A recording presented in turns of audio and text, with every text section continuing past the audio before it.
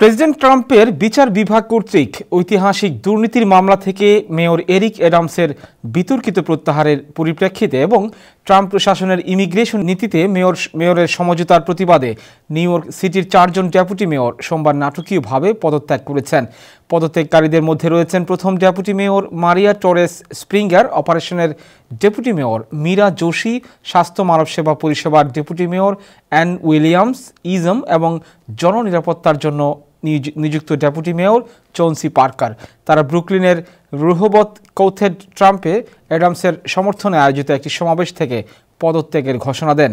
এদিকে mayor Adams এক বিবৃতিতে বলেছেন, তাদের যেতে দেখে আমি হতাশ, কিন্তু বর্তমান চ্যালেঞ্জের পরিপ্রেক্ষিতে আমি তাদের সিদ্ধান্ত বুঝতে পেরেছি এবং ভবিষ্যতে তাদের জন্য সাফল্য কামনা করছি।